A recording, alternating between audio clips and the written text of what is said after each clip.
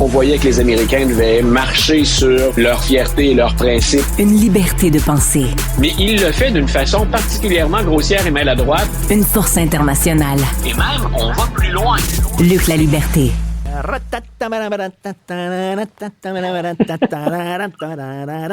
Le cirque des nominations farfelues continue. Alors là, en éducation, ça va être Mme McMahon. En éducation, qu'est-ce qu'elle a fait? Elle présente-nous Mme McMahon. Ça a une grande penseuse. Ben voilà, c'est une des problématiques. Faut savoir que quand on nomme des secrétaires aux États-Unis, on s'est parlé, je pense que c'est lundi, je te disais, on a laissé au président tout le loisir en espérant qu'on recrute les meilleures têtes. À l'origine, quand on a créé ce système-là, on espérait que le président puisse aller chercher les meilleures ressources. Et si on a un président qui est fort, qui est sûr de lui, ben il va aller chercher des cerveaux, chacun dans leur domaine, en espérant qu'ils apportent leur expertise et qu'on vienne enrichir le gouvernement américain de cette expertise. Avec le temps, on le sait, les secrétaires ou les ministres aux États-Unis, ben il y a des retours d'ascenseur, il y a des copains, il y a des amis. Il n'y a pas comme M. Fitzgibbon qui a pu changer de camp, comme tu en discutais avec M. Daou tout à l'heure. Donc, avec le temps, on sait qu'il y a des gens qu'on met là par opportunisme politique parce qu'on veut les récompenser ou on veut les compenser aussi parfois. Donc, Mme McMahon, c'est qui?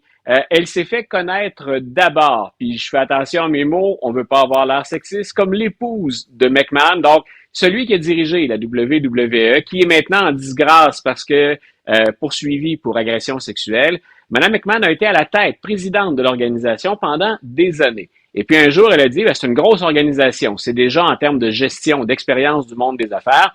C'est une expérience qui est tout à fait pertinente. Ça dépend à quoi on veut l'appliquer après. Mais elle a décidé à un moment donné de quitter donc la présidence de l'entreprise et elle s'est lancée en politique. Et elle a essuyé revers par-dessus revers. Elle s'est mise au service aussi ensuite de Donald Trump.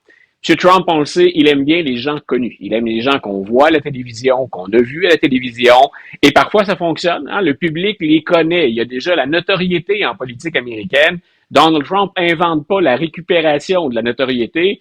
Quand chez les démocrates, on parle d'Oprah Winfrey, est-ce qu'elle a les compétences pour devenir présidente? Mais les gens l'aiment bien. Elle est connue. C'est un gros nom. Donc, il va chercher Mme McMahon. Ce qui m'inspire des réserves dans le cas de Mme McMahon, c'est que vient-elle faire en éducation? Et quelle est l'importance de ce ministère-là au niveau fédéral? C'est des choses il y a dans les nominations. Hier, on parlait de M. Carr, tous les deux, là, qu'on a mis à la tête de la FCC, l'équivalent du CRTC. Et je t'ai dit, pour lui, il y a un choix idéologique, mais en même temps, il a les compétences. Il est assis sur un siège qui lui convient. Dans le cas de Mme McMahon, ce que je crains, on va attendre, il n'entre en fonction qu'au mois de janvier. Ce que je crains, c'est qu'elle soit là pour aller de l'avant avec le projet de Donald Trump qui est de s'aborder partiellement ou en tout le ministère ou le département de l'éducation aux États-Unis. Et ce qui est inquiétant dans cette nomination-là, c'est que le gouvernement fédéral aux États-Unis ne dicte pas ce qu'on va voir dans les programmes scolaires, puis encore moins dans les plans de cours.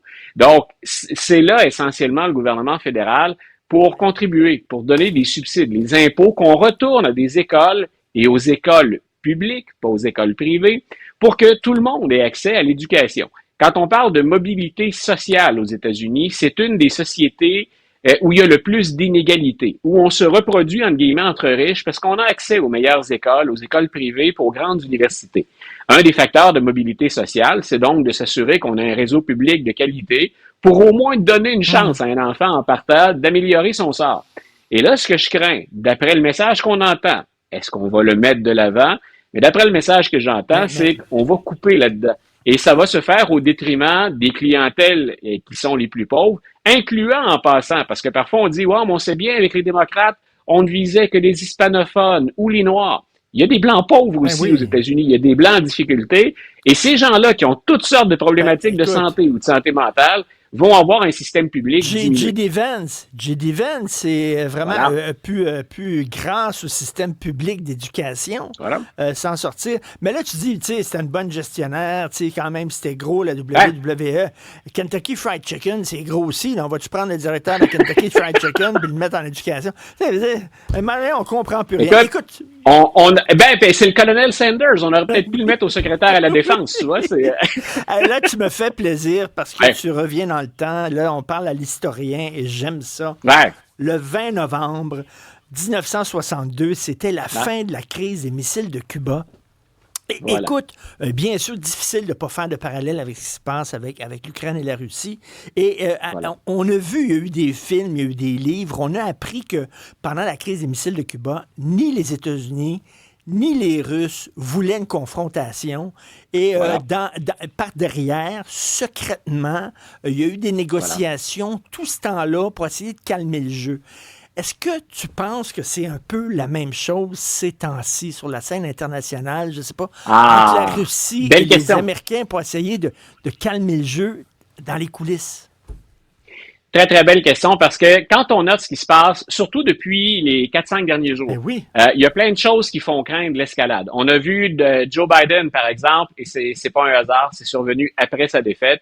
Joe Biden dit, je vous autorise, les Ukrainiens, à utiliser des missiles américains de longue portée, puis on va tirer plus loin en zone ennemie.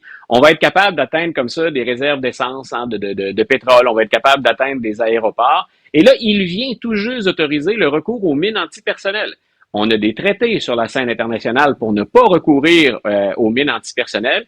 Mais c'est des traités ou des ententes que les Américains n'ont pas signés. Mais on a dit les Russes, par exemple, font maintenant plus appel à l'infanterie. On marche en territoire ukrainien, donc retardons cette progression avec des mines antipersonnelles. La réaction du gouvernement de M. Poutine aux deux, c'est faites attention. Faites attention parce que c'est de l'escalade. Faites attention parce qu'on va répondre, puis on va répondre à l'OTAN. Puis là, on a entendu différents intervenants dire c'est pas l'OTAN qui fait ça, ce sont les États-Unis. Puis les États-Unis, ils se tournent vers quoi pour justifier cette action-là? L'article 51 de l'ONU, où on vient en aide à un pays qui est en difficulté ou à un pays qui est victime d'une invasion. Donc, il y a un risque réel d'escalade entre les deux camps. Et quand on fait le tour de la plupart des analystes, même on sort du monde occidental, on essaie de lire des interprétations, c'est que dans les deux cas, on ne veut pas de cette escalade. Il y a assurément un geste politique qui a été posé par Joe Biden. Monsieur Trump est élu, il va entrer en fonction en 2025, puis Joe Biden passe le message. J'ai beau être un canard boiteux ou un lame duck, on va faire tout ce qu'on peut pour venir en aide à l'Ukraine. À savoir s'il a raison, à mon avis, mais c'est bien modeste, c'est trop peu trop tard, cette intervention américaine. On aurait dû agir avant. Si je suis un Ukrainien, ben écoute, je vais les accueillir, ces missiles-là, où je vais recourir aux mines antipersonnelles. Mais le message que j'ai, que je dirais peut-être pas à M. Biden, c'est vous attendiez quoi? Il était plus que temps.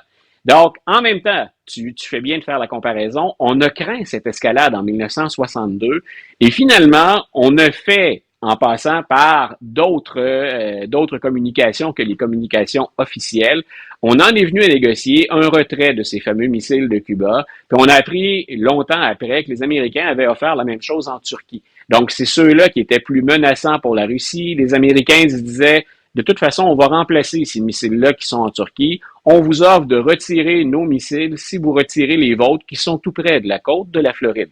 Et en gros, on abrège, mais c'est comme ça que c'est réglé la fin de la crise des missiles. Est-ce qu'on a ça dans notre poche? Parce que si je suis Vladimir Poutine, je suis content que Donald Trump ait été élu parce que ça déstabilise le gouvernement américain. Là-dessus, je suis content. Puis on a eu d'ailleurs des témoignages émanant de Russie qui disent il est content pour ça, Poutine.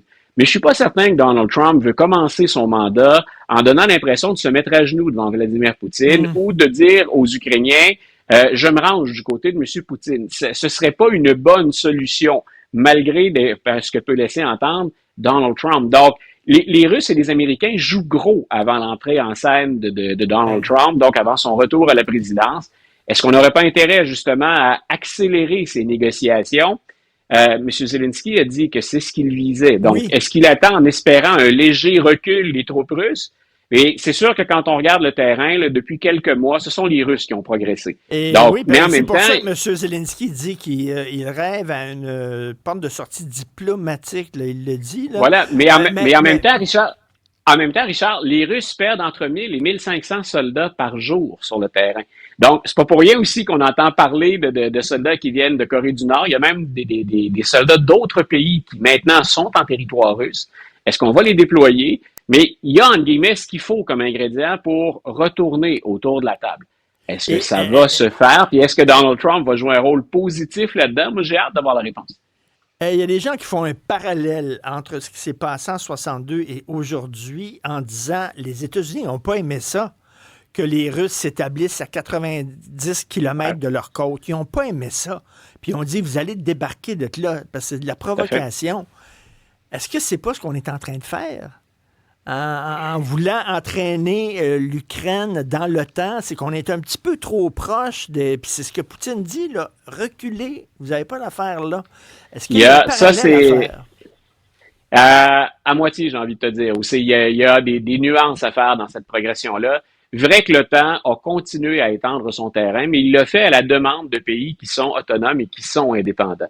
Là où il y a une distinction qui est majeure, c'est que la Russie entre en Ukraine, qu'on envoie le message à l'OTAN, qu'on envoie le message aux pays alliés ou aux Américains, qu'on n'aime pas l'espèce d'encerclement réel ou présumé qu'on voit sur le terrain, c'est une chose. Mais c'est la deuxième fois depuis 2015 qu'on entrait illégalement prendre possession de territoires qu'on dit nous appartenir, mais qui sont encore sur papier reconnus à l'Ukraine. Donc, il y a des nuances à faire de ce côté-là, mais c'est certain que le geste de Vladimir Poutine, il veut profiter du vacuum. À partir du moment où il y a des pays de l'OTAN, ou mieux, les États-Unis qui échappent une portion de territoire ou une zone d'influence, ce qu'il veut avec son Make Russia Great Again, c'est remettre la Russie là où d'autres pays, et chaque fois que les Américains se sont retirés jusqu'à maintenant, pensons au Proche-Orient ou pensons à l'Afrique, c'est la Russie qui est arrivée dans le décor. Mais en même temps, il a posé des gestes offensifs qui n'ont pas d'équivalent par rapport à ce qu'on a vécu, par exemple, en 1962. Mais oui, ça fait partie de la donne. C'est un bras de fer. Ce sont des positions stratégiques pour lesquelles on se défend. Donc, puis je te disais aussi, pour les Américains, appuyer l'Afghanistan, c'est pas quel lapsus, c'est pas l'Afghanistan, mais l'Ukraine. C'est passer un message aux Chinois en même temps aussi. Je le dis depuis le début, c'est un investissement américain qui va bien au-delà des Ukrainiens. On regarde la Corée du Nord, on regarde la Chine, puis on passe ce message-là en même temps. Donc, ouais, il y a des parallèles, il y a des comparaisons, mais il y a des nuances aussi très importantes à faire dans ce dossier-là. Monsieur l'historien, merci beaucoup pour votre éclairage. Salut. Monsieur l'animateur, une bonne soirée. Salut.